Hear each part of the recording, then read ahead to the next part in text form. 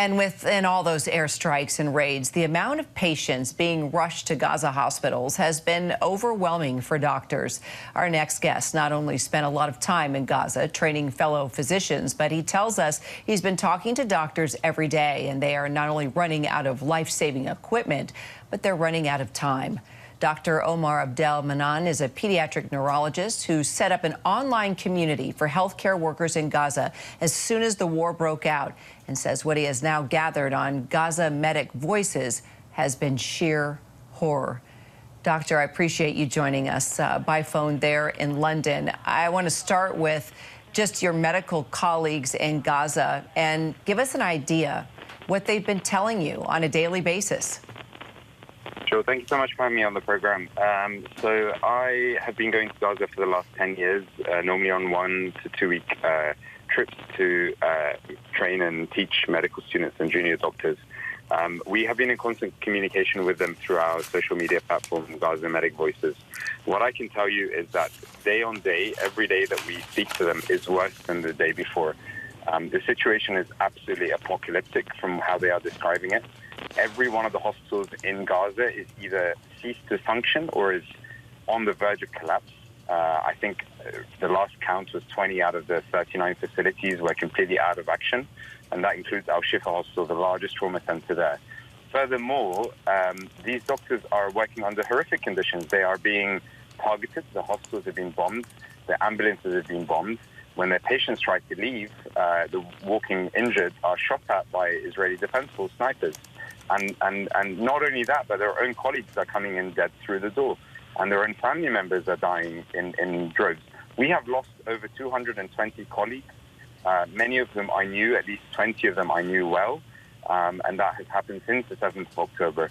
I completely acknowledge and appreciate that the 7th of October attacks were absolutely abhorrent, and that should not have happened. But at the same time, what I can say is the response by the Israeli government at absolutely leveling and destroying every piece of infrastructure in Gaza, and in turn killing tens of thousands of people and injuring many tens of thousands more, is completely indiscriminate and inappropriate. This is not targeted precision bombing. You know, this is one of the most advanced militaries in the world. Even the Americans, in your country, when they attacked Iraq, it was able at some point to have targeted attacks. This is complete destruction of a whole city.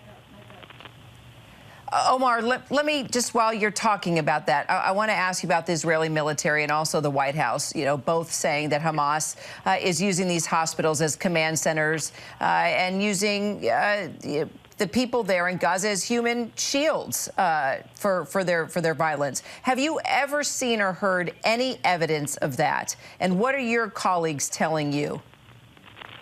So what I can tell you, and this is from a decade of experience and multiple decades of experience from my colleagues here in the UK and the ones in Gaza, we have never encountered anything that amounts to what looks like military activity inside the hospital. We have been free to walk through every operating theatre, every outpatient clinic, every nook and cranny of every hospital we've been to, and that includes Al-Shifa, that includes Al-Hilal, all the hospitals that have been named by the Israeli government or IDF as being military bases.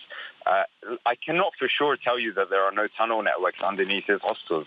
What I can tell you for sure is there were 70,000 people sheltering at Al-Shifa Hospital, refugees that were displaced from the south, and they are at risk. And what's even worse is that half of the casualties are children. At this rate, currently, one child dies every 15 minutes. The average monthly child death in this conflict is 4,000 children. If you look back over the last 10 to 20 years, and Save the Children have quoted this themselves, no other conflict has come close. In Syria, in Yemen, in many other conflicts, the highest number per month of child deaths was 150 to 200. So we are talking about a complete wipeout of a whole generation of Gazan children. And and Omar, no doubt, nobody's doubting that at all. No, I mean, we are reporting on that. We are talking about the children. We are showing the images. We are making a concerted effort not to forget about those innocent families and children that are being impacted. I mean, it's heartbreaking for all of us to watch that, but we keep getting these statements from the IDF and from Israeli officials saying that Hamas is causing this, that they have command posts and that they are using these innocent people as shields for their terrorist activity.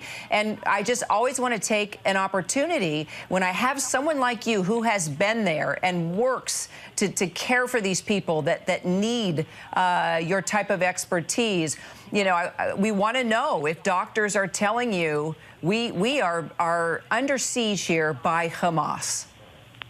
So no one has said that to me. Every doctor I've spoken to, and I'm talking about dozens of doctors, surgeons, nurses, paramedics who testify on our platform, they have all said to us, we have not seen a single sign. They have sworn on their mother's lives.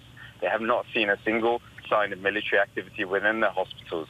These people, unfortunately, are being dehumanized. And we see this, by 17 years of Israeli siege on Gaza and blockade. We see children, premature babies, coming out of their cots because the electricity's ran out and being wrapped in aluminium foil like we were in medieval times.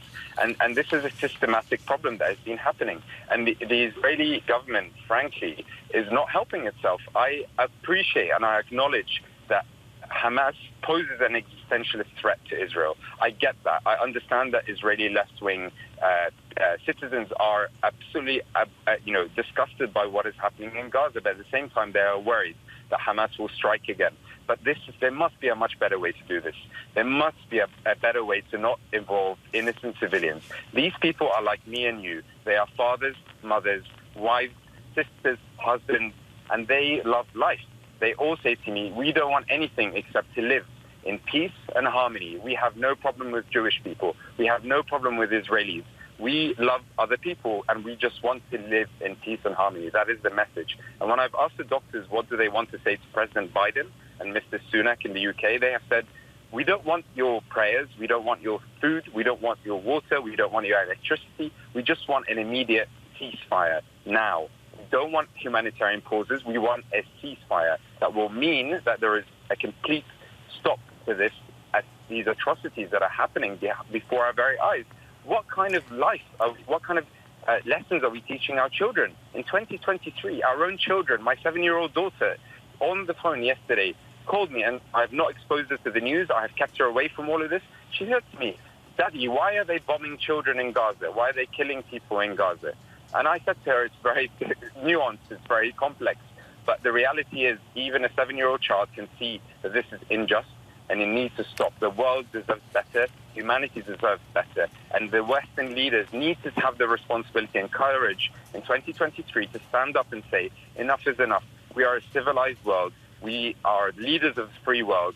Not on our watch do we have the blood of these 11,000 Palestinians in Gaza and 1,500 Israelis in Israel.